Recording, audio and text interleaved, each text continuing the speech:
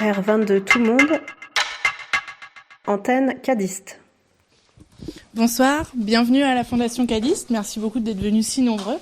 Je suis ravie et on est ravis d'accueillir Emeka Okereke ce soir pour une présentation de sa pratique qui suivra par une conversation avec Dominique, Malaquais et Lionel Manga. Cet événement est l'occasion de délocaliser le séminaire Something You Should Know à Kadist. Et je laisserai après Dominique présenter plus en détail la thématique de ce cycle d'événements mis en place avec Something You Should Know. Donc je vais prendre quelques minutes pour présenter un petit peu les intervenants. Donc Emeka Okereke est un artiste, un écrivain, un photographe nigérian qui vit aujourd'hui entre Lagos et Berlin, qui est rentré récemment dans la collection de Kadist, nous en sommes ravis, et qui est pour nous cet événement une première occasion de collaborer avec lui. Il connaît bien Paris, parce qu'il y a 10 ans, il a obtenu un diplôme des Beaux-Arts de Paris. Et depuis, il a eu l'occasion aussi de fonder un collectif qui s'appelle Invisible Borders, The Trans-African Project, que vous avez peut-être vu récemment dans l'exposition Cosmocides à Pompidou. Et ce soir, il a axé sa présentation sur la question des violences passives, et je le laisserai détailler. Ensuite, on est ravis d'accueillir Dominique Malaquais, avec qui, Kadist, on a eu l'occasion de collaborer en 2015 dans le cadre d'un festival de performance qu'elle a mis en place dans différents lieux à Paris qui s'appelait Africa Acts. Et nous, c'était l'occasion d'imaginer une performance avec l'artiste qui était en résidence à l'époque à Kadist, Emeka Okereke. Donc, Dominique Malaquais est historienne d'art et politiste. Elle interroge les intersections entre violence politique, inégalité économique et élaboration de cultures urbaines à l'ère de la Capitalocène. Elle est d'abord enseignante, mais aussi chercheuse au CNRS dans l'Institut des mondes africains, et elle co-dirige avec Kadiatou Diallo la plateforme curatoriale expérimentale intitulée Spark.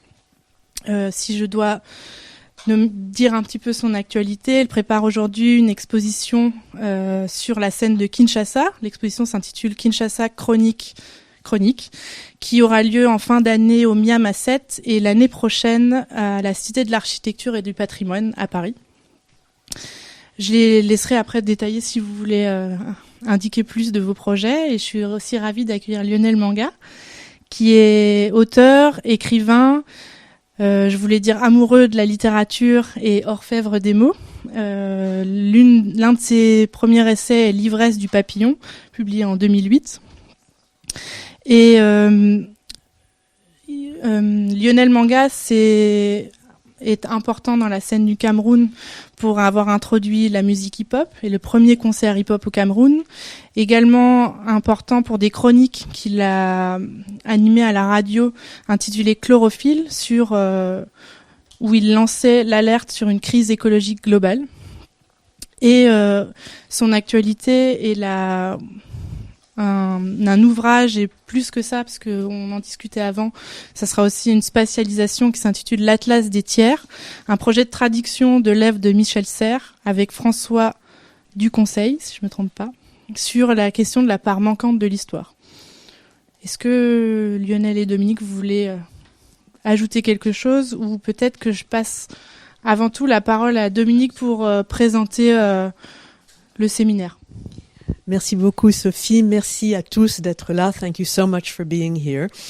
Ceci est la deuxième séance de Cosmocides, Art, Violence, 21e siècle, qui est un séminaire dans le séminaire de Something You Should Know. Donc une espèce de petite poupée russe à l'intérieur de la belle poupée russe Something You Should Know. Nous n'allons pas nous attarder sur Cosmocides parce que nous avons beaucoup à entendre avec Emeka. Nous en parlerons après très volontiers one-on-one, mais pour l'instant vraiment toute la parole à Emeka et infinite thanks for being here. Merci à Kadist et merci à Something You Should Know. Merci à tous pour votre générosité et votre très grande gentillesse. Merci. Good evening, everyone.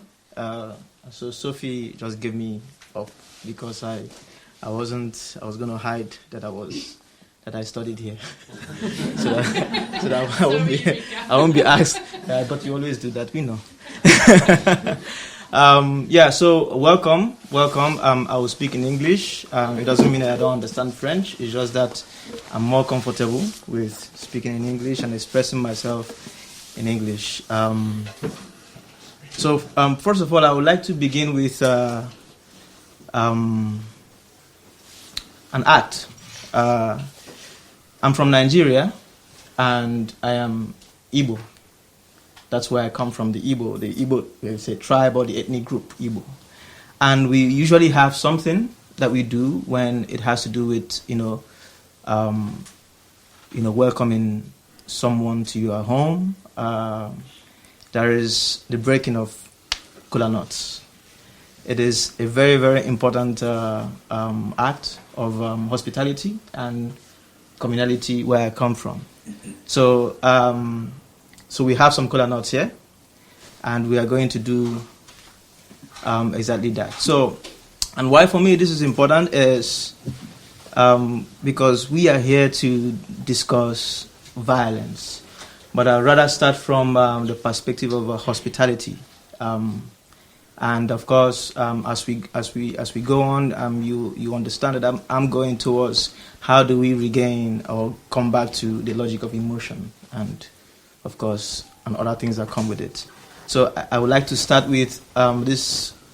I might even call it a ritual, but it's not really a ritual. It's an everyday. It's of breaking of kola nuts, and usually how it goes is that. The eldest. So right now, I think I should be the eldest here. Good. So, I mean, there are things we will bypass. So, like, we'll bypass, like, asking everybody their age. And then, so, the elders will bless it, and then pass it on to anybody to now break the kola nut. So that's what we're going to do. Can we, have the, I brought the saucer. I brought the white plate. Mm-hmm. Yeah, to help him. So can we have just one? So what's interesting about this this act is that there is always, I don't know how you want to do it, but in the Igbo culture there is always an expression that follows it. It's almost in every of the blessing. Is he who brings kola nut brings life. So, and it's always part of that of the blessing. So I just wanted to say that. So you go ahead, say whatever you think you want to say, and then you pass it on to me, and I'll break it. And then afterwards, Sophie will now go ahead and break these other ones and share as much as possible. You can either eat it or take it home, whichever one. But really, it's a way of saying "Fais comme chez vous." En tout cas, moi je suis honoré de pouvoir exécuter un geste antique qui vient de loin, mais dans un contexte totalement contemporain, et qui me ramènera à cet atlas des tiers que je suis en train de confectionner avec François du Conseil, parce que Michel Serres, dans toute son œuvre, n'arrête pas de rappeler que le contemporain n'est pas si contemporain que ça, et qu'il a des racines qui plongent loin dans l'archaïque. Et donc, tout ce que je pourrais faire, n'étant pas véritablement un initié, mais je pense que ici je suis peut-être le plus âgé, c'est d'appeler sur ces noix de cola, sur nous tous, sur vous tous. Chez nous, on dit que tous ceux qui sont bien arrivés jusqu'ici, quel que soit le chemin qu'ils ont pris, qu'ils rentrent chez eux en reprenant le même chemin ou un autre, et qu'ils retournent chez eux aussi sûrement qu'ils sont arrivés. Voilà, la bénédiction est faite. Thank you. So I'm going to begin the presentation, and before that I would just like to say that my hope is that this is going to be a little bit like, loose and free, and it's not going to be all uptight as if, because I don't have any paper I'm reading, I might read from a book. So coming here, what I have done is to basically gather images and some of my writings, specifically poems, that will serve as cues for the things I'm going to be talking about. So I'm going to be passing from one to the other. Sometimes I'm speaking about the image or the poem in question. Other times it's basically forming a background for the things that I'm saying. I think I was telling Dominique that I think I have a lot, but we'll see how it goes. And first of all, let me say I'm really happy to have Dominique and Lionel, doing this with me. I've known them for a long time, and some of the things I'm going to discuss are already very conversant with that conversation. And so please feel free to interject, and if you think I'm going off and it's like there's something that you want me to focus on the image or on the poem, that we can talk about it, and then I continue with the presentation as well. Yeah, so that is just to say, please help me. It's okay, Emeka. Yeah. All right, so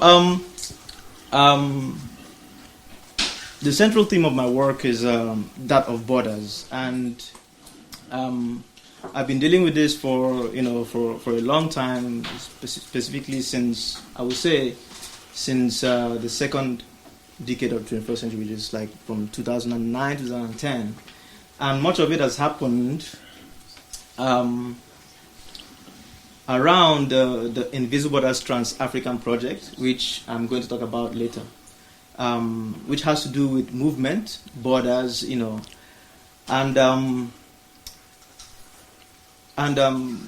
some of the ideas we've expounded is, looking at how, or the role of the body as an active thinking entity, as an entity imbued with intuition, memory, history, not least of all, inscribed violence. So, as an entity for the negotiation of borders, and as an object of useful agitation, and within that also we can talk about the body as an archive. So it is really within that within this that my work is situated. So you will see the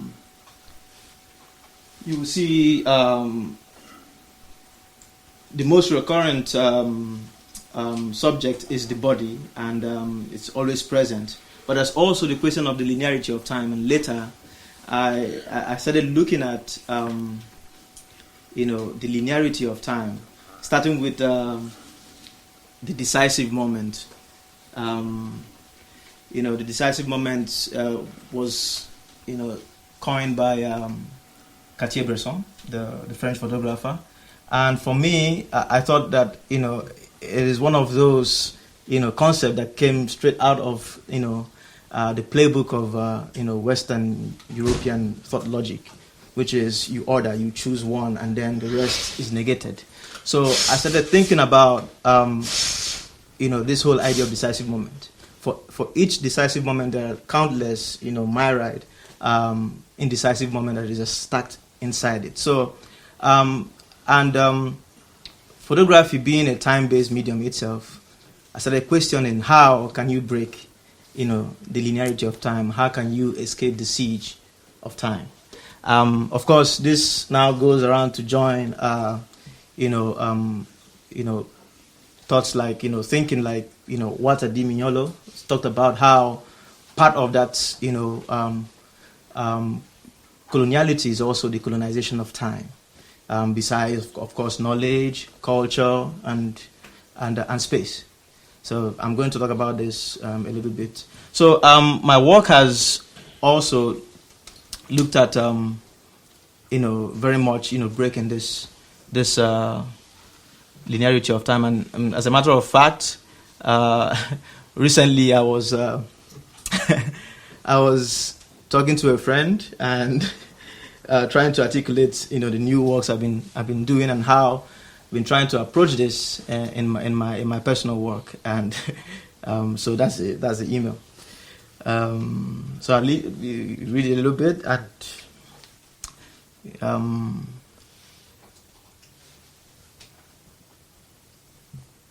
And of course, in this email, you see another expression, the poetics of location, that comes in, which I am going to also I'll talk about later. And here is the work. I don't know if you can see the text. Near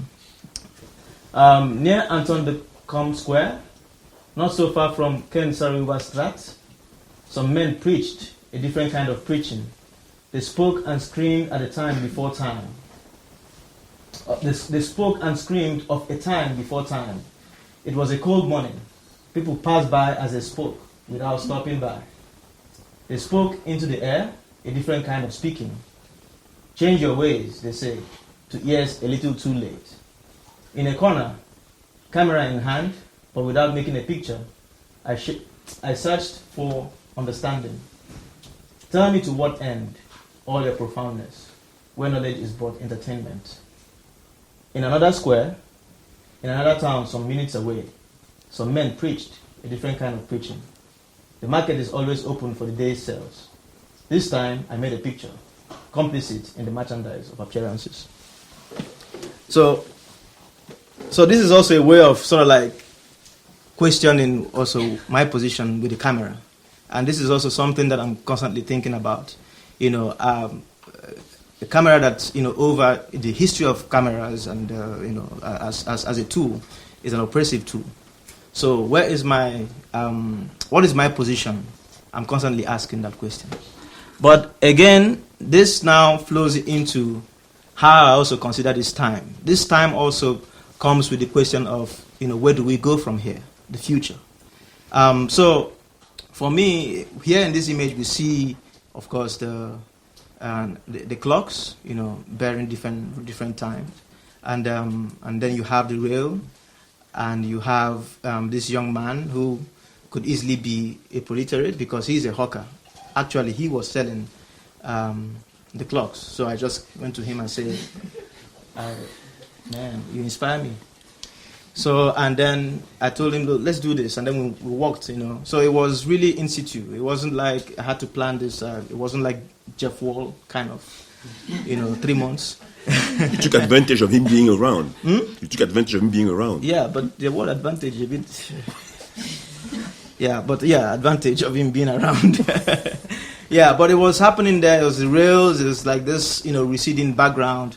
For me, again, this is something that is recurrent in my work. Is while I'm asking questions about the past and the present, I'm also thinking, where do we go from here? And I will come back to that eventually. The same thing is happening in this image as well. A pregnant woman, and of course, there's this triptych of, and this, again, we see the hawker. So for me, these are also figures or people that, for me, reading someone like Frantz Fanon really inspired that. Because I kept asking myself, how do you, bring in these people, this proletariat, lumpen I mean, this is obviously a guy who left, the province to come to, the metropolis, and this is how he's getting by. So there is all of that. Yeah. Sometimes I'm not going to just talk about the image just for you to see. We are also discussing violence, and I think that this image is a very good example of the kind of, this is in the context of Nigeria, of course, where we all know, I don't know if you know Nigeria, we are an oil-producing country, and of course, it seems like it's our curse instead of blessing. So, and basically, this image says it all, the violence of that, and we are really under the weight of that every single day.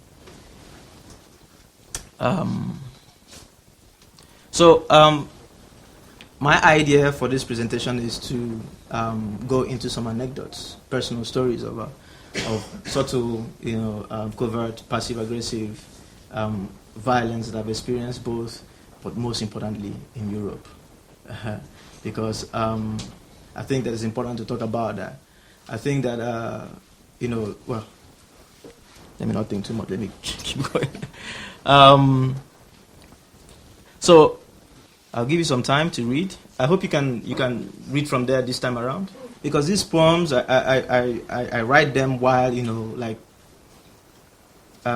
sort of like moving through, sometimes traveling, sometimes moving from one city to the other, sometimes visiting a place. So it's really always on the go. And they are all part of a book that is in the making, which is basically writing on the go and reflecting on the things that I see, that I encounter. Images, basically, that I couldn't make as an image maker.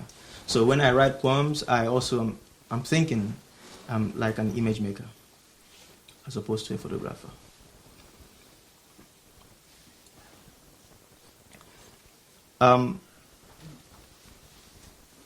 This work I made in a park called Heisenheide in Berlin, and it's one of the two biggest parks in Berlin, where you have sort of like underground deals going on there, mainly by immigrants. But what's interesting, the story I want to tell using this image as a cue, is this story that I picked up from somewhere about, because there's a zoo in a small domestic zoo in Heisenheide, and I picked up a story one day. Someone was talking about one day a sheep was killed. Some people came in apparently, and then they stole a sheep, and the sheep was pregnant, and so they found the sheep dead. Sort of like decapitated, but left like that because obviously they found out it was pregnant and then they couldn't continue. So it was a mother sheep. So they left it there for that reason, I guess. So they didn't catch them, but then the next day or some time later, there was another incident of a goat missing. But this time around, some people saw the guy who was sort of like decapitating the goats and then called the police. And then when the guy was escaping, the police caught him, and then they caught him with the leg of the goat in his backpack. and then of course the person who was telling this story was obviously one of the people taking care of these animals, because these animals are like supposed to be for children coming in the park, and it's like really like you can come touch them. So there was a lot of emotion.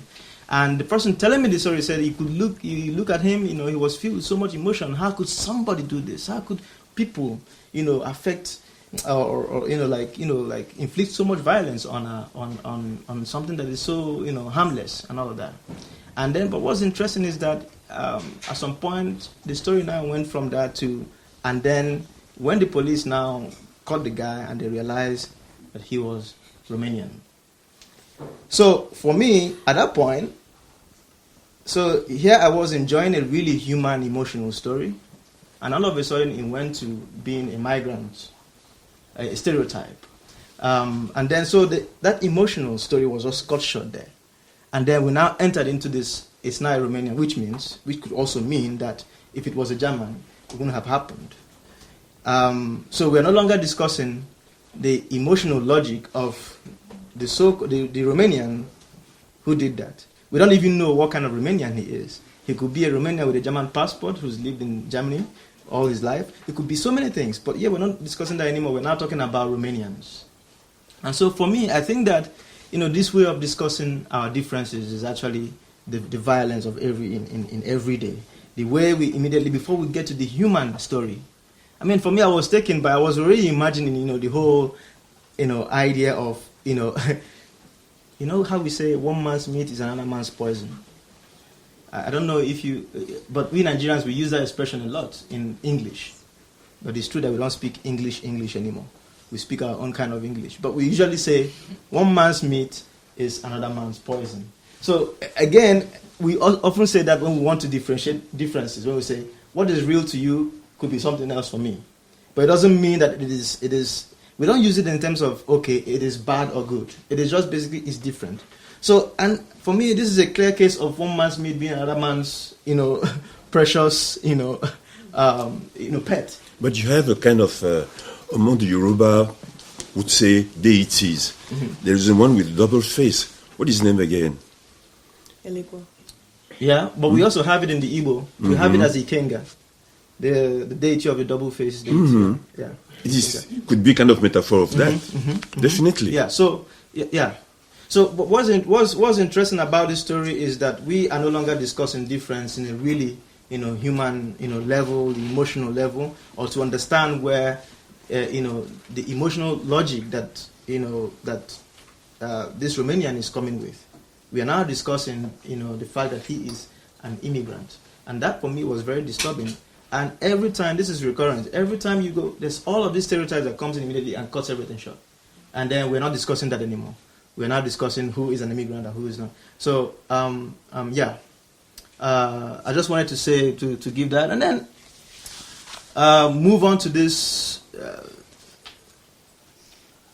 work here that was made in Matan during the Invisible Borders road trip from Lagos to Sarajevo. We traveled from Lagos to Sarajevo. I will talk about that later. When we came to Berlin, we were told not to go to Matan because, by the way, Matan it's like a suburb of Berlin, 20 minutes away from Berlin by train, and it could easily be Saint-Denis. But the difference here is that that's where you have the neo-Nazis, the skinheads, and as a black person, it's suicidal. Death wish to go to Matan because, and of course, all our friends, all our well-meaning friends in Berlin told us, "What are you looking for in Matan? We don't even go there." So what you see is that, and then Matan was the former GDR. You understand? So people who live there are those who feel like the promise of Europe has failed. Has failed them, and it's dangerous because oftentimes they've burnt like refugee buildings there, and there's some amount of truth in there. But what's interesting is the void that it creates between Berlin and Matan. And for us, the premise of Invisible Borders is to really enter these spaces, enter this void, and see how we can use, again, our own narrative. So, again, it's an African project, but it doesn't operate, it's not about location, it's not about geography, it's not, it doesn't operate only within Africa. It's really about, this whole question of borders. So for us, it was very interesting to, see how we can insert ourselves in that narrative, in that void that opens up between Berlin and Matan. So getting there, there's these benches. We were told from our research that, and asking around, that actually it was the EU that funded, all these benches, putting it out there. So they call it EU benches. So the whole idea is to, and of course they do beyond that. They give money for planting flowers and making the place look, less GDR-ish, and all of that. So the whole idea, and for me also in our culture, the chair is very important. It's a symbol of again of coming together, of being together, and I guess this is what they were trying to promote here. But we realized that nobody was sitting in the chair. It was most of the time empty. So we thought, okay, let's sit on it and do it this way. But again, what's interesting is that it was really disturbing the everyday image because, it was like we have to come and put this thing. We are all like coming in with our cameras and our tripods and putting it in there, and all these Mazanians are passing by. So, we're really like in the face, kind of, to see what will happen. But eventually, I think that we were not harassed in any way. I think that people were more surprised than, like what is happening here. It's just like we are just doing some intervention. And this led to us having a conference, in Matan, where 90% of those who attended were from Matan. At some point it was weird, when we were discussing it, but at the end of the day, it wasn't as bad as we were told. So for us, what was very interesting is to really experience this and to enter and see how, how to, I don't want to say mediate. May I come in? Yeah. I have a kind of same experience in Berlin in 2000. J'étais invité par le Goethe à Berlin à séjourner pendant l'été. Et un peu comme eux, la directrice Andrea Jacob me dit, écoute Lionel, quand tu vas à Berlin, là, de grâce, comme tu aimes te balader, te promener, tout ça, etc., ne va surtout pas à Berlin-Est, parce que là-bas, pareil, il y a les néo-nazis. Je lui fais, oui, Andrea, je serai sage, maman, je n'irai pas à Berlin-Est. Tu m'étonnes. Après 2-3 semaines, je me suis dit, oula, j'habitais à Kreuzberg, quartier d'artistes, etc. Donc, pas loin de Warschaustrasse, qui est en fait le début de la zone de l'Est. Et puis, je me suis dit, non, mais il faut y aller, quoi, quand même, il faut y aller. Puis, un matin, j'y vais avec un épais bouquin. C'était Pierre-André Taguieff, L'effacement de l'avenir. Je l'avais trouvé aux Galeries Lafayette, comme par enchantement. Dans le métro, j'y vais. Et puis, cette affaire de Invisible Borders, en fait, c'est-à-dire que ça rentre en jeu. Tu ne te rends pas compte à quel moment exactement, du point de vue de la limite, tu sors de Berlin-Ouest, ce qui était Berlin-Ouest, et tu rentres dans cette zone chez les néo-nazis et tout, etc. Donc, j'y vais. Puis je sors du métro, je crois, à Warschaustrasse, et puis je me mets à marcher. Et puis, effectivement, sur les trottoirs autour, dans les bars, ils sont là avec leurs chiens, avec leurs crêtes, tout ça. Et je me dis, je vais m'asseoir quelque part pour boire une bière. Je me dis, bon, fais quand même gaffe. Puis j'aperçois à un moment donné une voiture de police qui est stationnée. Et je me dis, ok, eux, ils sont on va dire en mode de surveillance, quoi. Et je me suis dit, peut-être bien que si je m'assois dans un café, dans ce périmètre-là, il va pas trop se passer grand-chose pour moi. Quelques semaines avant, ils avaient balancé dans la Spree, la rivière de Berlin, un immigré, enfin un métèque, on va dire. Hein.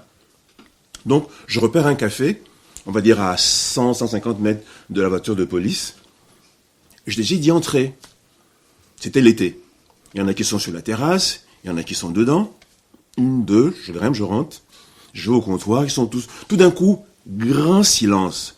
On parle de violence passive, isn't it? Et de body, et de corps. Grand silence dans le café.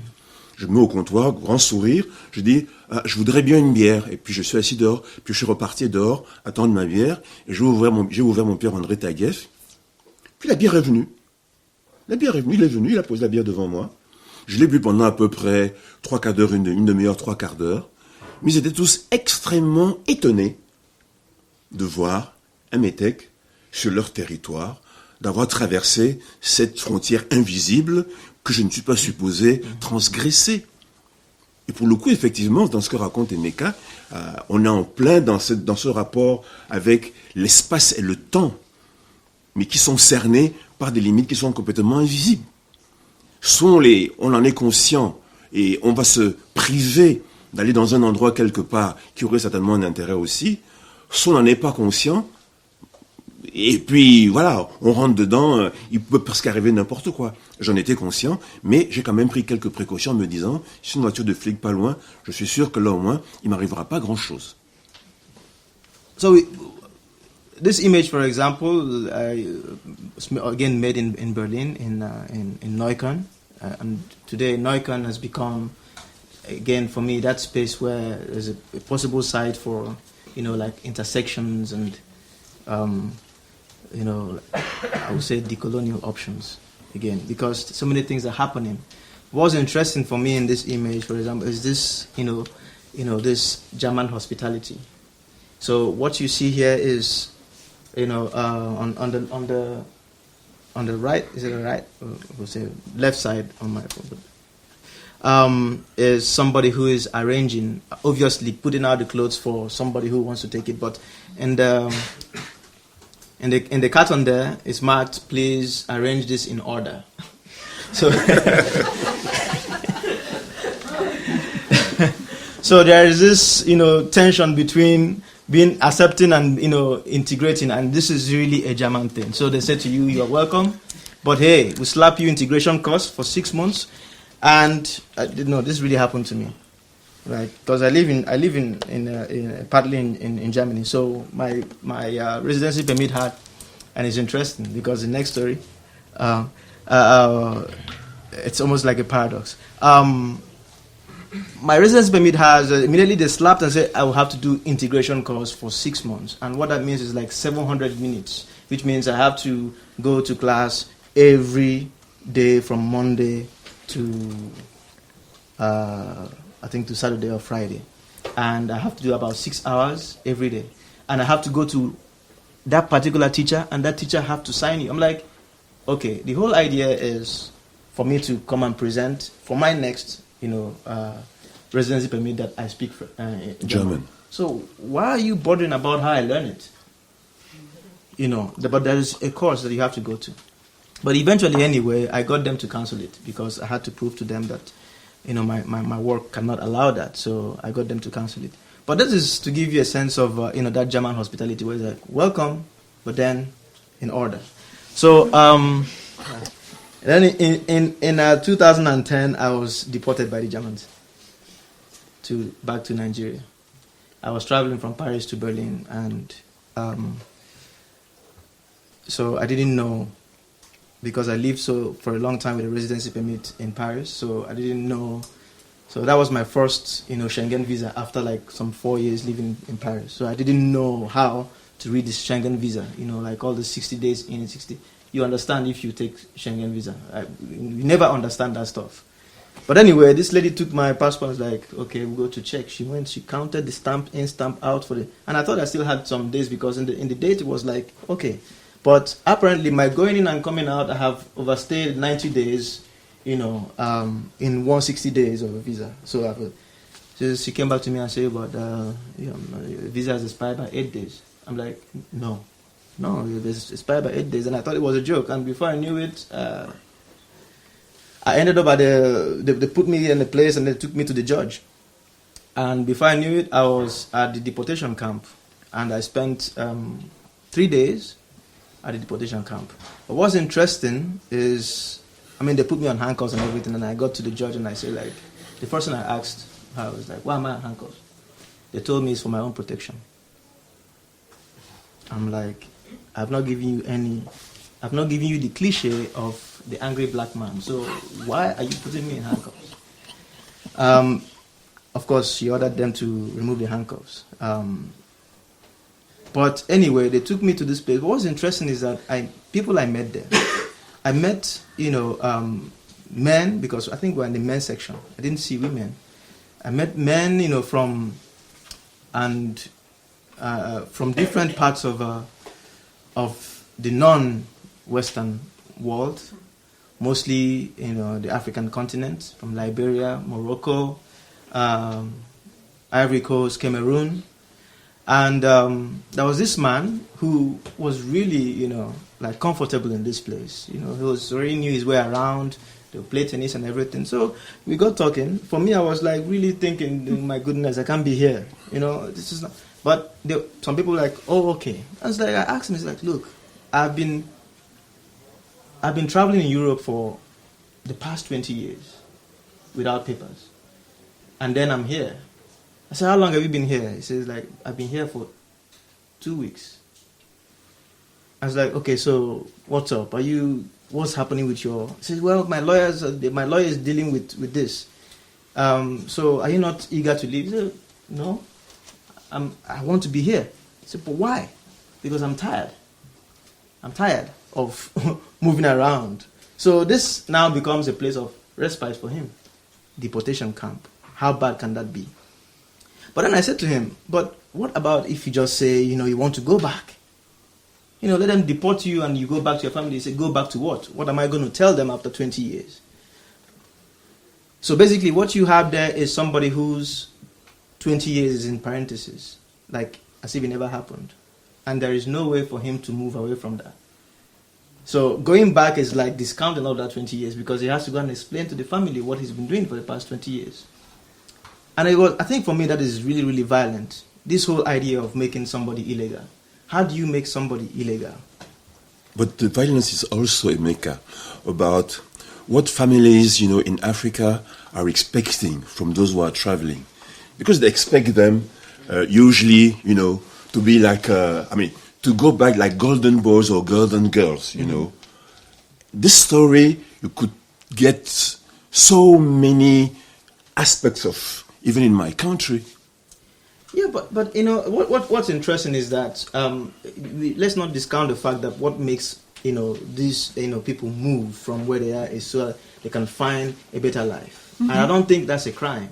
No, they want to find a better life to make life better for their families back home. So they've not lost sight of what they are traveling for. And for 20 years he kept looking for that, but he is illegal. And there is a sharp line between being legal and illegal, and there is no soft landing. And that's the violence for me. That's the violence. And And again, how do you make legality? You know, Europe likes to talk about how there's corruption in Africa and all of that. But when there's corruption in Europe, it is first drafted into the law and made legal. And then NATO, UN resolution, they can veto it. They can come together and decide to go and bomb somewhere and take away presidents in a resolution that they can veto. So who makes legality and who makes people illegal? And I think that here is, and there's a lot of people. I've met people in Amsterdam. I've met people in Paris, in so many places who 15, 20 years of their life, they are illegal simply because they don't have papers. And yet, they contribute to their economy, but not because whatever they buy, they pay taxes indirectly. So it's not as if they are not contributing. They are working what you call black, but they are illegal. So for me, this is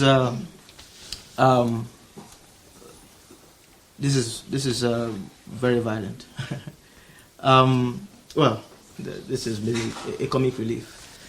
That's me jumping, demonstrative, jumping across the border in 2014 when we were now traveling by road from Lagos to Sarajevo. So I stopped at this border because I was thinking about, 4 years ago when I was refused and deported from the same place. So I was, and of course, sorry, I didn't, and of course, I continue this whole, again, the body and the notion of dispossession. Of course, when we look at this now and then, also think about this Cameroonian who was at the deportation camp and how, all of that, made illegal and dispossessed, so to speak, by that illegality. So again, and this work was made in Lagos, obviously, as you can see. So again, of course, during my stay here at Kadist, I've been also doing some work and doing some writing. So some of the poems that you're seeing are very recent. And of course, in this particular poem here, I come back to the question, where do we go from here? That line you say, "S'il vous plaît, la chapelle," is something really that happened to me here, where I was just going down with, I think I was standing with Mushekwa. We were standing together, Mushekwa Langa. And a man came and said, very, non-existent French, and he just, La Chapelle.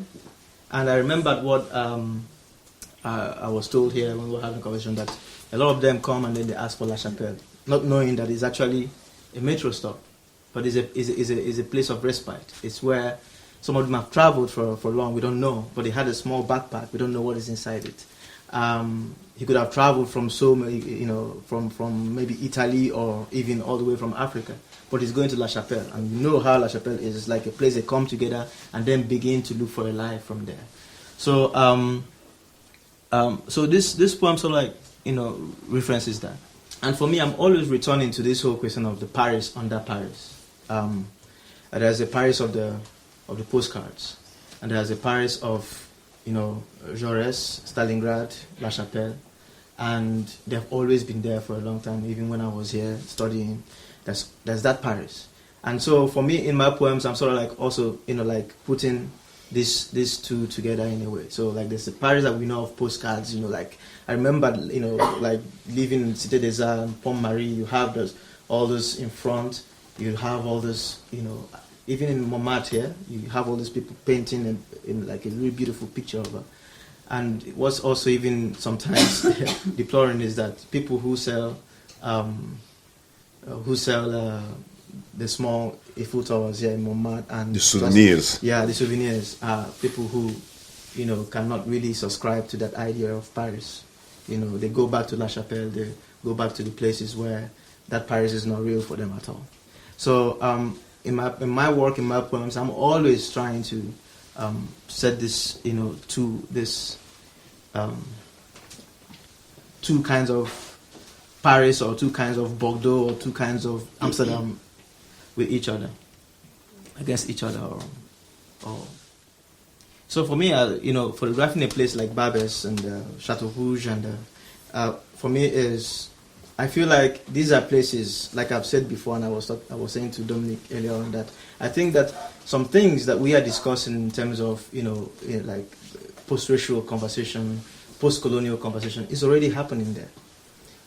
We were in this, conference at that time, and a lady was presenting a thesis on racial hospitality. And my question to her is like, but we are 800 meters away from Chateau d'Eau. How are you having that conversation with this? Because I know that when you go there, the way people deal, they are constantly coming up with ways that is sort of like breaking away. It's almost, when you look at how things are done, when you look at the economy, it's everywhere. It's like, even in Amsterdam, in Belma, there is an informal taxi, system that is very organized. They are called Snowda. You come out, and it's cheaper to take them than to take the bus sometimes. And when you want to live around that area, you want to go to parties or anything, your Snowda is ready. You come out, you know it's him, but they're very organized. So there's all this system that's happening within a place like Amsterdam. Even will make the city of Amsterdam baffle, at how organized they are. And so I see these places that are sites for a different way of being, breaking away from this coloniality. And then I will come back to that coloniality in relation to modernity, which is like the rhetoric of the lies of modernity hiding. Of course, that's Watermiolo, talking about the darker side of Western modernity. But basically talking about how we are all still caught up in that colonial matrix of power. But you go to places like this, you already see things happening. And I'm very much interested in going here and experience, even if it's as a researcher, as someone who's curious, to say, I was there. I might not even make work, but at least I know that I have lived this part of Paris, I have lived this part of Amsterdam, I have lived this part of Bordeaux, so that tomorrow when I'm talking, it's not like, you're talking about just the Eiffel Towers and all the beautiful, this is really real and it's happening. And I draw from that a lot. Talking about home. So in the same light as well, I have, photographed places like this. Like, for example, in Lagos, I live in a place of the same kind called Bariga. And I have also been photographing there. And my recent work there is photographing, Bariga at night, when, one of the biggest problems we have in Nigeria is a lack of electricity. And don't even tell me, we are supposed to be the giant of Africa. But the South Africans will not agree. But we're always having this light problem. And for me, really live in a place where it's an issue. So I started photographing at night, how people go about, living and, living with, no light, and how they make their own light. And so some of them, you see it already, that it comes from, the torch, the powered by battery, oftentimes coming from China. So you see that, so it's a whole series. So I spent, last year I spent some 3 weeks to 1 month in Bordeaux. But before that I have been in Bordeaux 14 years ago, photographing in Bordeaux. What's interesting about Bordeaux, of course, we know, is the patrimoine. But recently it has been, named, I think it has been identified as a site, UNESCO World Heritage. And of course, much of that is the patrimony, which is Bordeaux and the docks, Les Quais, and all of that. But of course, what's interesting about Bordeaux is that it has its history, like Nantes and Liverpool. It has this history of slavery and colonial merchandise. So Bordeaux is unique in the sense that at the same time they have, I think, the highest number of black scholars in the universities. So it's a place where constantly the black community is having that conversation. For example, when I came to Bordeaux, in 2014, there was at the Musée d'Aquitaine, there was no. We were having discussion about how to represent slavery, or that story, that history of Bordeaux in the museums. And there was no space for that at the time. Fast forward to 2009, that eventually happened.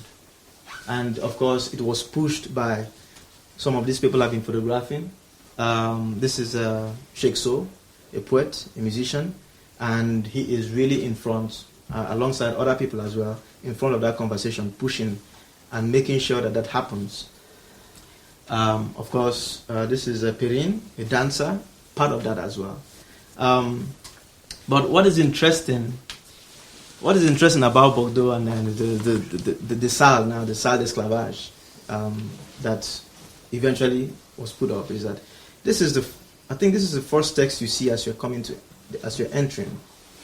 And so there's this whole, already there's a disclaimer, almost like a disclaimer, saying, oh, we were just part of everything else that was happening in Europe at the time. So that's to relativize the whole thing. It's not as if there's no truth in this, but the fact that you have to relativize, like, oh well, yeah, we are just being a function of the time, and you will see that as you go through the site. So what happens is that you go through there, and then you see Toussaint Louverture, but it's like a footnote. And then you will see, on the other hand, you will see a reenactment of the middle passage of video, people's labor. And then, fast forward, you move immediately into, voila, we are in Renaissance. And that was when we realized that, we have evolved as human beings, and it was not okay anymore to deal on slavery. But between that reenactment and, voila, Renaissance, there's a huge chunk of narrative missing, which is all the everyday resistance by the slaves themselves. A historian told me that from Haiti told me that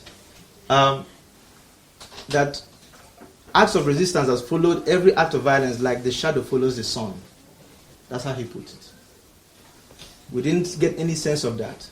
We got a sense of, first of all, a city that was a function of its time. In fact, you could see there that he was already saying where they are in the whole, they were lesser than La Rochelle. Oh, yeah? Good. But then, from there, and then moved into, Renaissance, we have evolved. And so, I think that for a young Baudelaire, who is also an African, going into that museum, he's not going to feel like this has anything to do with him. He's not going to take anything from that. He's not going to be empowered. He would rather watch Black Panther. Ooh. We're coming. Ooh. I mean, to begin with, this is where the Atlas des Tiers comes inside your story and what I'm doing with the Conseil nowadays. Because this story of slavery, we only know one side of it. There is a big book, a thick book. You saw it yesterday. The title is Half of the Story Have Never Been Told. Il s'agit, je vais le dire en français là maintenant, d'un épais livre qui vient de sortir. Il n'est pas tout neuf, mais il y a moins de 6 ans. Quelques auteurs aux États-Unis ont entrepris d'étudier la seconde saison de l'esclavage aux États-Unis. Celle qui commence à peu près au moment où on parle d'abolition. Mais en fait, d'abolition, les propriétaires se mettent à déplacer les esclaves sur l'ensemble des États-Unis. Et ça donne une économie qui produit ce coton, qui va être, comme dit Edward Baptiste, c'est l'auteur de ce bouquin, le carburant de cette deuxième moitié du 19e siècle, qui habille l'Europe. Toute cette partie de l'histoire que le barbu, le grand-père Karl Marx, a eu beaucoup de mal à théoriser, mais sans laquelle, du point de vue de l'économie, il est impossible de penser tout ce qui s'est passé par la suite en Europe, et en l'occurrence jusqu'à la Renaissance. Et cette histoire, ou plutôt cette part manquante-là, c'est bien d'elle qu'avec mon ami du conseil, on est en train de s'occuper avec l'Atlas des tiers. Parce qu'il y a beaucoup à remettre en lice pour que nous comprenions où nous en sommes. Comme il dit Emeka depuis le début, where do we start from? At that point. Michel Serres, dans un de ses récents livres, il dit que l'histoire est surtout une longue suite d'oublis. C'est une excellente définition de l'histoire. Excellente. Mais excellente, quoi. Et quitte à ce que ça embête tous les historiens, mais il y a effectivement une espèce de... C'est même plus un point aveugle. C'est une saison aveugle dans laquelle il va falloir qu'effectivement nous entrions tous pour pouvoir avoir enfin un récit à peu près complet. Je dis à peu près complet. Mais c'est un travail qui va demander que nous nous y mettions tous de ce point de vue-là et qu'on cesse de penser que les esclaves ont attendu l'abolition. Ils se sont beaucoup barrés pour se tirer de ce sacré mauvais pas-là. Même avant Bois Caïman, qui est connu parce que bon, c'est la séquence la plus partagée dans l'histoire, il y a d'autres histoires de résistance. Entre ceux qui, depuis les bateaux, se jetaient à l'eau pour ne pas arriver au bout, entre ceux qui se suicidaient, histoire de dire que, hé, les gars, là, ce que vous fabriquez là, nous, on n'en participera pas, quoi. Ils n'ont pas attendu l'abolition, hein. Ces corps-là, ils se sont donnés à la mort en disant, nous, en tant que corps, on n'y participera pas. L'Atlas des tiers va, dans quelque temps, parler de tout ça. Yeah. It's really, so in the case of Bogdo, it's really like, struggling with how do we tell the story while also keeping all of this as our heritage. Because the truth is, for every building standing in Bogdo, up to the, what's it called? Like the face, the statues, like the faces that you find, what's it called again? They put all these faces of the landlords of the, they all participated in that. So how do you tell the story while laying claim to this as national heritage and build all of, the pride of Bordeaux on that without negating, history? And of course, it brings me to this Miroir that we have in Bordeaux. It is right in front of Place de la Bourse, and we know what that means. It's a place of exchange. And of course, the Miroir was built exactly at the quay. So basically now it is, so I was talking to one of the Zola, one of the thinkers and artists, and he's like, we had our interview there, and he was saying to me, like, Emeka, I feel like this Miroir is like, Bordeaux reflecting its own beauty onto itself, like, mirror, who is the fairest of them all? This sort of like, but underneath all of that is the fact that it is actually, suppressing a much, larger, much more important history of the place. But you build a mirror to reflect this, onto itself. And of course, then there is the tourism. It's one of the most visited, monuments in the world.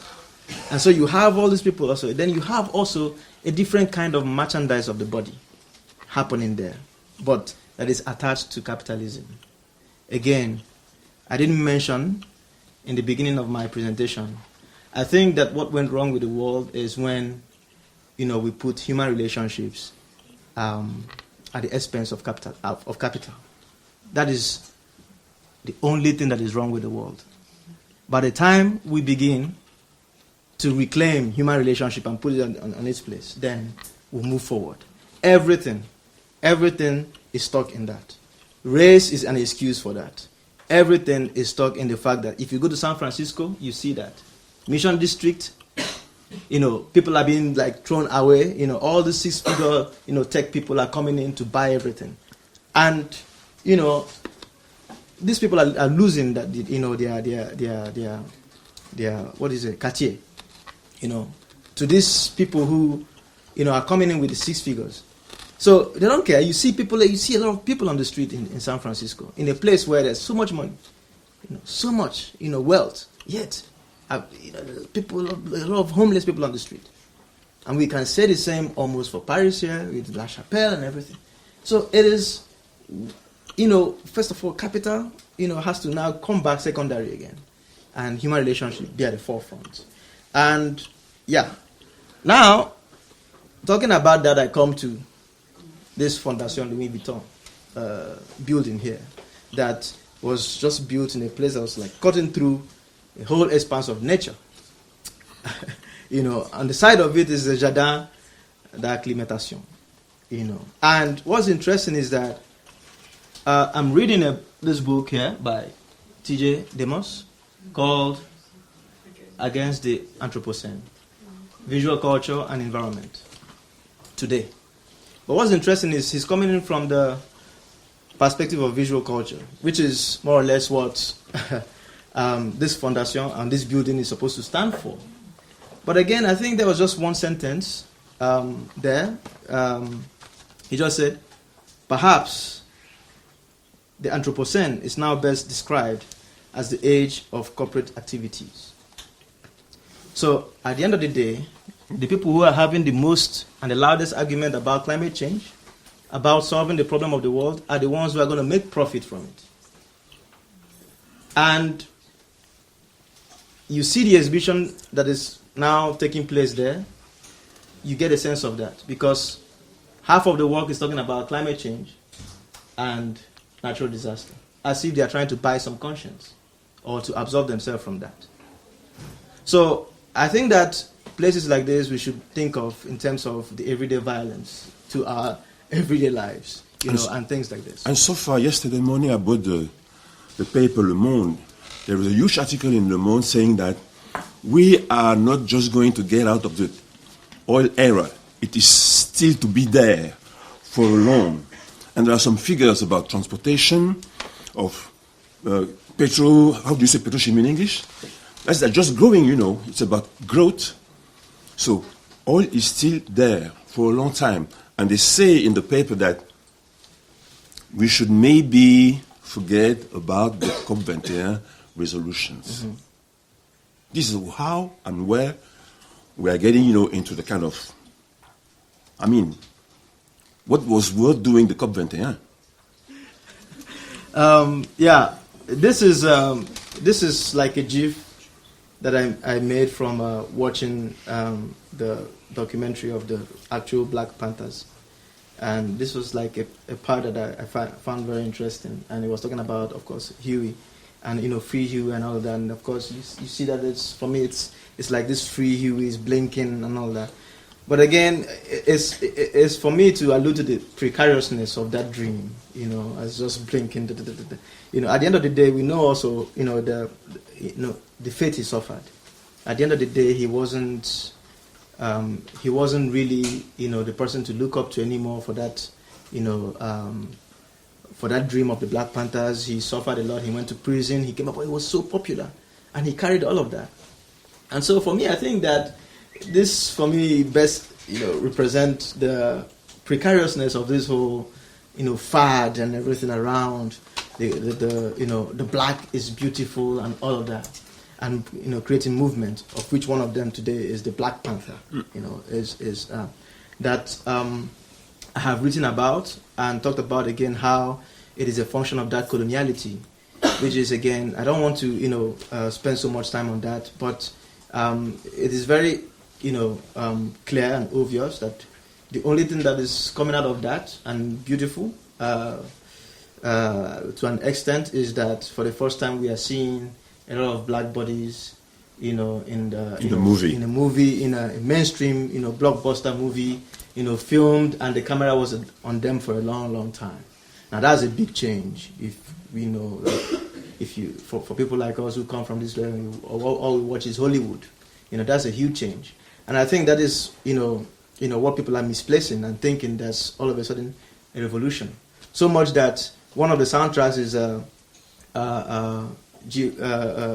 Heron Scott's "This Revolution Will Not Be Televised." I thought that was very appalling, really. To even go that far. They could get Kendrick Lamar to do whatever he wants to do, yes, but to go that far and take. The guy will be rolling in his grave right now, for that. But I think that so many people went to watch that movie, but you need to see this documentary film about the real Black Panthers. You need to see, You need to see what it means to actually sacrifice your life for something. And I think we have to return to that. We have to return to that, like, okay, what are we really doing? This is, how do we, anyway. So, I just wanted to touch on that, and immediately, where do we go from here? And here I'll talk about the poetics of location that I began with, moral concept of the impossible, epistemic disobedience, thinking as remembering, thinking as introspection.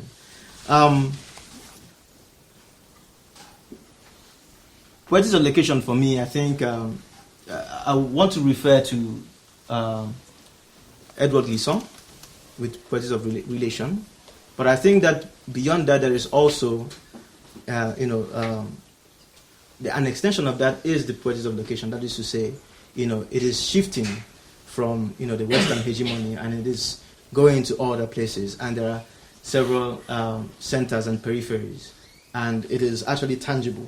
It is not, like the Jean-Jacques Rousseaus of the Renaissance who sit and write romantically about a place. You can actually go there. Invisible Borders is about that.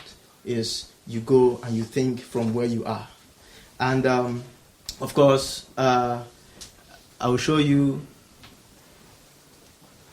Then the moral concept of impossible is by John Berger when he was talking about the work of Magritte. I would like to read out what he said about that.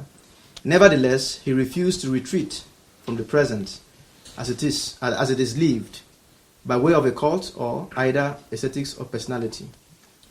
What he had to make as an artist, he made of the present. This is why very many can recognize in Magritte a part of themselves which otherwise has no place in the present. The part which cannot concur with the rest of their lives, which cannot refute the moral concept of the impossible, which is the product of the violence done to the other parts.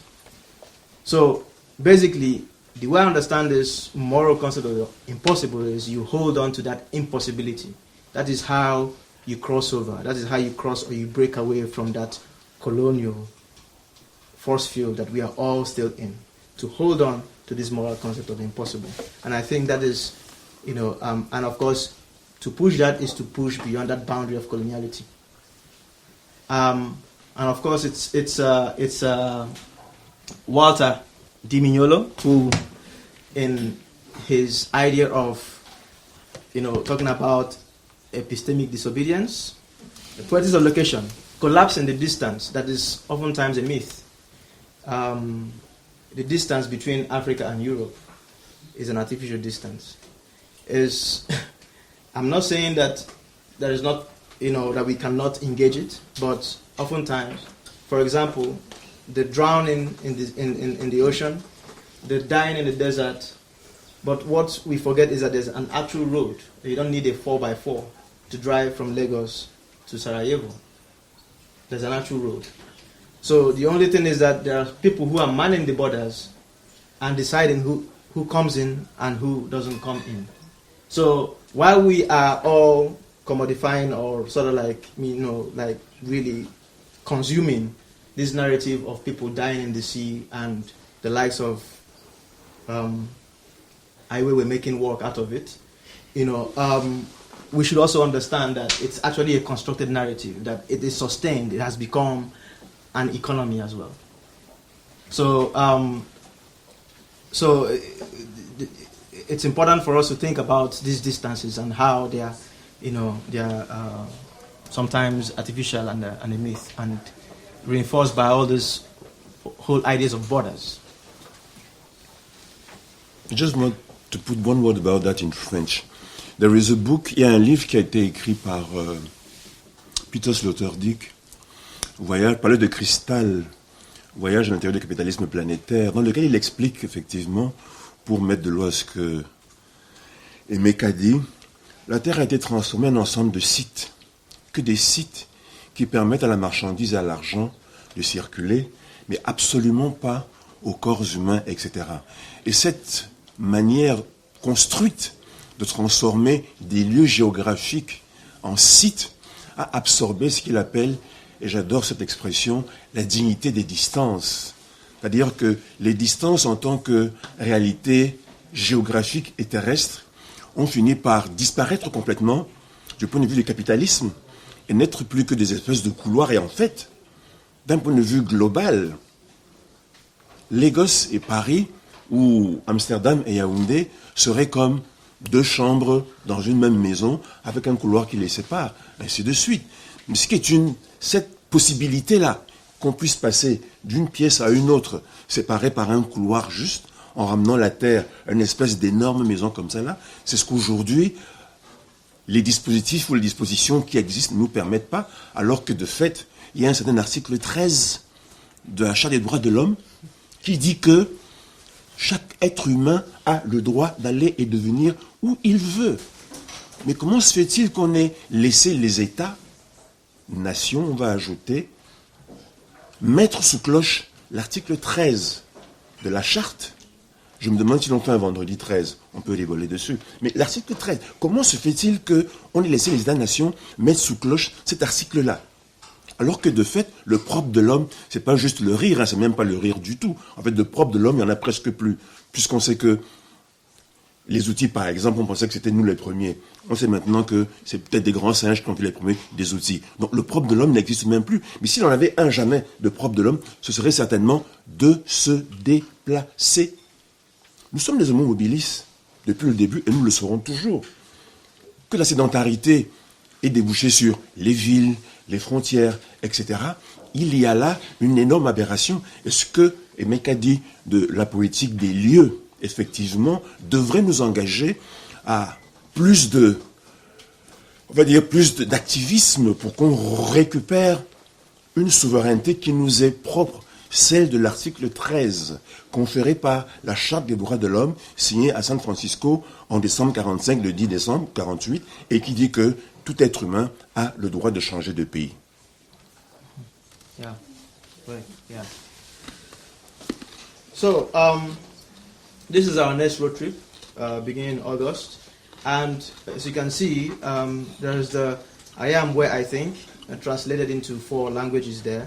And of course, this expression is coming from, again, Walter D. Mignolo. It's a proposal, a moving away from I think, therefore I am, of Descartes. And what he says about is, being where one thinks has become since then a fundamental concern of those who have been mapped out by the colonial and imperial differences, and therefore relegated to a second or third place in the global epistemic order. I am where I think set the stage for epistemic affirmations that have been disavowed. At the same time, it creates a shift in the geography of reason for the affirmation, I am where I think. So it's really moving away from that, it's a geography of reason. So it's not only about location, but it's shifting reason. But again, with the Invisible Borders road trip, we are trying to approach this by saying, as we travel through these places that has strong historical implications, and which is also a volatile negotiation between, the past and present. We are thinking from that place, with our body as an active thinking entity. So the knowledge we are producing is specific to the realities coming from there, and it does not need, to seek validation elsewhere. It does not need to seek validation elsewhere. We are producing knowledge from that space, and something unique that is attached to the experience of being there, with our body and our presence. So yeah. But when it comes to epistemic disobedience, je dois dire aussi quelque chose là, c'est que toujours Michel Serres, parce que cette figure-là, même si elle est, on va dire, un peu connue, elle est mal connue. Ce monsieur parle justement d'exode à propos de la connaissance contre la méthode.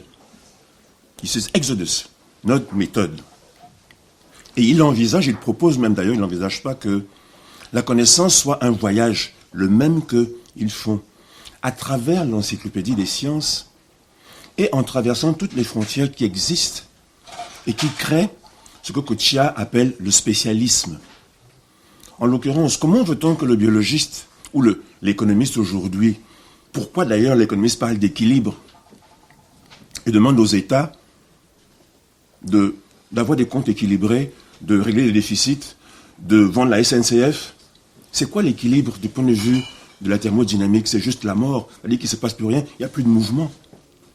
Mais on nous a imposé depuis M. Adam Smith, depuis, je pense donc, je suis dans la suite logique de ça, avec Newton au passage, on nous a imposé cette idée de l'équilibre, cette idée de la linéarité du temps, parce que c'est ça que l'économie nous dit. C'est ça que la comptabilité en partie double, débit, crédit, montant. Elle nous parle de linéarité. Ce paradigme-là, qui s'est répandu doucement, tranquillement, depuis à peu près 4 siècles ou 5 siècles, il est peut-être temps qu'on l'interroge effectivement. Et leur expérience de Invisible Borders, enfin, on peut tout à fait la décalquer du point de vue cognitif sur l'ensemble des sciences. C'est-à-dire que je peux être économiste, mais il n'y a pas de raison que je ne m'intéresse pas à la philosophie, à l'astrophysique, que je ne m'intéresse pas à la chimie.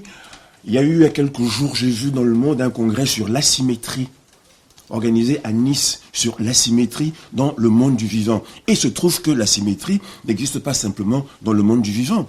Dans l'astrophysique, le commencement de la matière n'aura été possible. Nous n'existons que parce que il y a plusieurs milliards d'années, il y a eu une asymétrie dans les particules fondamentales. C'est elle qui a permis que la matière puisse exister. Autrement dit, l'asymétrie est véritablement pas un objet, mais le paradigme fondamental de notre existence en tant que des êtres pensants. Donc la linéarité, le spécialisme, être enfermé dans une discipline de point de vue unique, ça n'a absolument plus aucune pertinence. Il est temps d'être impertinent de ce point de vue. Thank you. So, I just thought, okay, before I move on, let me just give a bit of context with the Invisible Borders project. It was founded in 2009, and since then so I'm finishing really soon. It's just 2 slides left. Since then, it's basically a project that brings African artists together, photographers, writers, filmmakers, to engage this question of borders as it relates to the 54 countries in the continent. And but since then, it has evolved, to other, questions. And I've already pointed out that. So we've tried as much as possible to have road trips every year, but sometimes it's been like, 1 in 2 years. And so we have, basically we travel by road, and we, as artists, just experience the road and, living and being in all these border conditions and creating works that are, precipitates of, everyday experiences. It's again this, thinking, active body in movement, basically.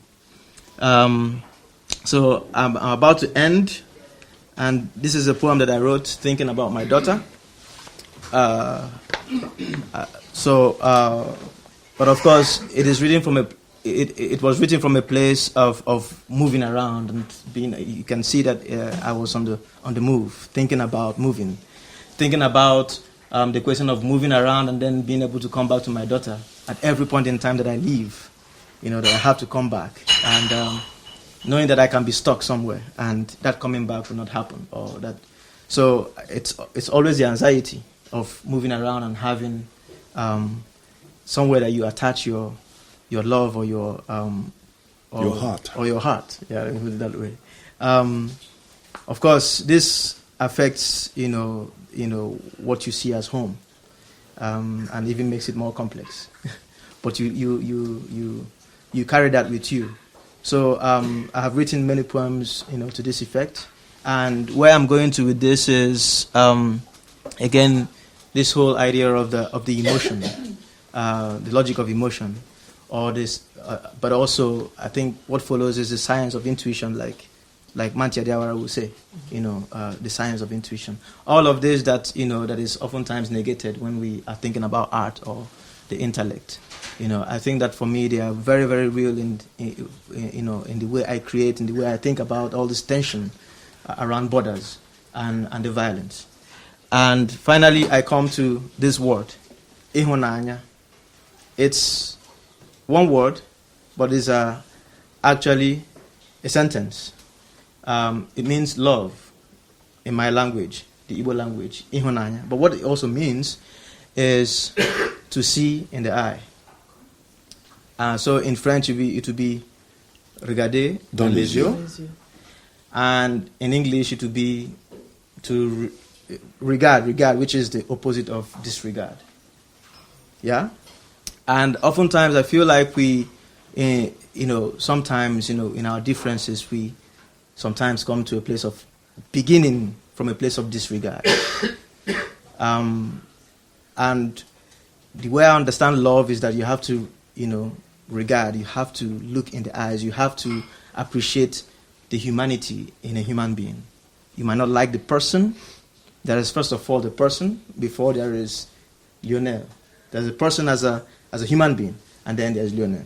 You might not like Lionel, but you should not, or I think that you should try as much as possible to recognize the humanity he carries within him. And that if you affect that by your actions, that it means that you disregard, you don't respect. And why I say this is because I had an experience coming back to Paris 2 days ago on the bus. 2 women were fighting each other. Like, it was a serious fight. I don't know what happened. But everybody was around 1 a.m., 2 a.m. in the bus. And everybody was trying to calm them down. And this is a moving bus. It's so interesting. But they wouldn't stop. But at some point, the driver came, and he didn't ask questions. He immediately started rough handling one of them. He took her, folded her arms behind her. But then, by then, the bus had stopped. And then pulled her, and then pushed her out. If you know the Eurolines bus, there's a distance between there and there. And then she landed on the floor. And then I came up, removing my headphones, saying, "Excuse me, you can't do that. There is no reason why you should do that. I mean, I don't even see any reason why you are the one introducing violence here now. Because I know both of them are fighting each other, but it is within their own misunderstanding. And they are different from us because we are trying to sleep. But they are also human beings doing their thing. And we are trying to see how we come into that story and see if we can mitigate things. And then you come with this whole violence that reeks of disregard for the human being. And then you threw her out. So you don't do that. And of course, all the other human beings there started also, was against him. And we say it's very simple. If you think that they're breaking the law somehow by actually, disturbing everybody here, the next stop you call the police. And then the police will come and decide if they need to be rough handled like this or not. You put on handcuffs and all that. It's the job of the police. But I don't understand where the violence is coming from.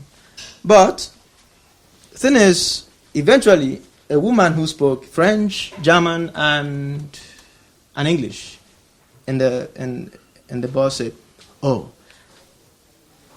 you know what he was saying when he was coming? He was murmuring under his breath like, oh, that's how these black people behave." So, again, we come back to that disregard. Before he even got there was this disrespect for the human being, for the person. You don't even treat the person as a person. And I now understand where all that violence is coming from. Because there was no need for that. There was really no need for that.